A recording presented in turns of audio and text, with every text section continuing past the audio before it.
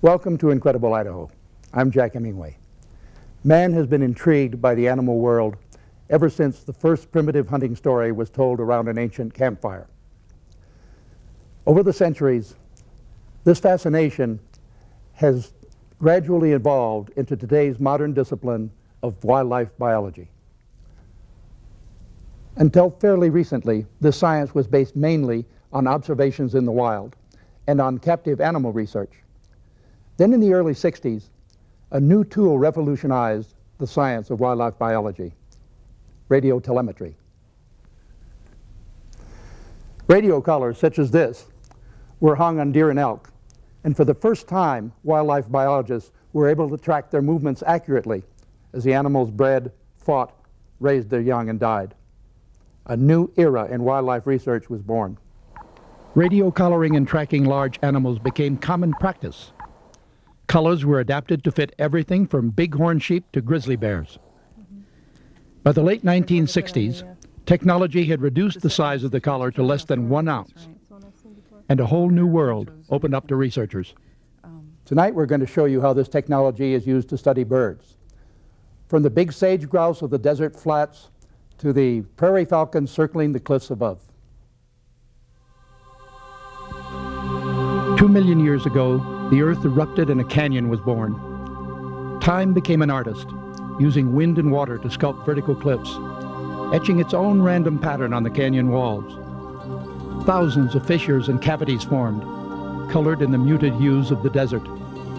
These protective holes, carved into towering basalt cliffs, provide sanctuary for the world's largest nesting population of raptors, nature's birds of prey. This unique expanse is called the Snake River Birds of Prey Natural Area. It meanders through the high desert country of southwest Idaho, a gathering place for raptors and the prey that sustains them. The distinctive shrill call of the prairie falcon echoes eerily, screaming a warning to all who invade its vertical environment. Over 200 nesting pairs share the canyon land and feed on the same prey base, the Townsend's ground squirrel, found in abundance on the flats above. The incredible success of the prairie falcon is tightly tied to this small rodent, but man has added other elements to the area: livestock grazing and military maneuvers. Under a special permit from the Bureau of Land Management, the Idaho National Guard conducts military training on a 138,000-acre territory within the birds of prey area. Concerns about noise and disturbance prompted the National Guard and the BLM to fund a study in cooperation with Green Falk consultants designed to measure the effects of a military activity on raptors and their prey. The training range is quite a ways from the canyon, but it's on part of the foraging range. And we have some birds that are likely to use that to forage and others that are not, and we'll compare their productivity and their behavior. Radio telemetry is the key component in the study. Biologists are hoping to capture birds from both groups and harness small radios to their backs, then follow their movements through the nesting season. But trapping a prairie falcon can be a tricky operation. Where are you looking at to put the set? The set is a finely textured 4 by 6 foot net. It's suspended on 4 poles and loosely clipped in place with clothespins. In order to lure the prairie falcon into the net, an owl is tethered in the safe area beneath it. To a prairie falcon, the great horned owl represents the enemy, a competitor that preys on the falcon's young and is even capable of carrying off an adult bird. The bird will fly in to try to get the owl to leave its territory, and it'll hit the net, hopefully in the middle somewhere, and the net will detach from these poles. It'll come loose where the clothespins are and envelop the falcon so that she can't fly or he can't fly. The owls used in the study are all rehab birds, that is, birds that have been injured in some way and cannot fly. I think it's neat that we can use some of these owls that are injured and otherwise would probably just be put down or killed. We can use them for research purposes and educational purposes so that individuals can learn a little bit about their behavior and a little bit about how other animals like prairie falcons react to them. Once the biologists leave the owl on its own, it doesn't take long for the prairie falcons to react.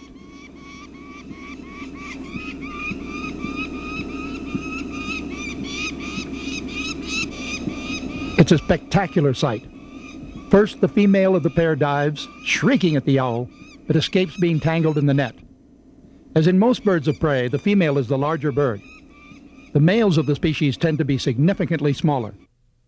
Soon she tires of the chase and selects a perch to watch her partner continue the pursuit. Well, we call it stooping. He's flying low over the owl. He's giving an aggressive call, the whale call, to alert the owl to his presence and to basically try to drive the owl out of the area. Patience pays off.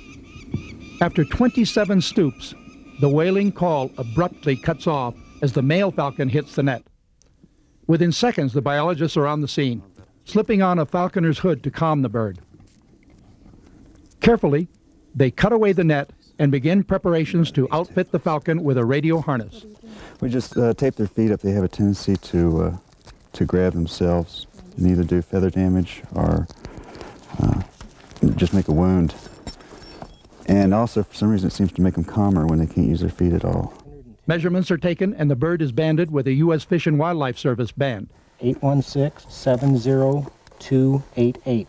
The most critical part of the operation is fitting the radio harness. Just because they are such active flyers, if we fit it too tightly and they can't fly effectively, then they have trouble chasing prey. Cotton thread is used to sew the harness shut. It acts as a weak point and will eventually rot. In less than a year, this prairie falcon will shed the transmitter, probably close to the time the radio battery dies. This bird in particular is one who will probably use the orchard training area as part of his foraging range. And we'll see if he is still able to be as successful as those that don't use the training range. One measure of success is a productive nest. Within weeks, the female of this pair should be hatching her young. The research team will be watching closely to chart the behavior of the parents, how often they feed, and how far they range to find their prey.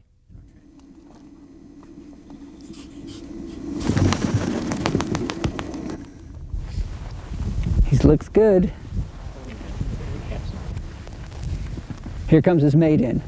Oh, neat. Look at that. Good to see you. The biologists watch the prairie falcon for another hour and make plans to return again the following day to check that the male suffers no ill effects from the radio harness. For now, it seems this wondrous bird of prey owns the sky. He's an incredible animal to be able to fly so quickly, over 100 miles an hour in a stoop to catch a small ground squirrel. And I look forward to learning more about this little male as he goes about his business for the next year.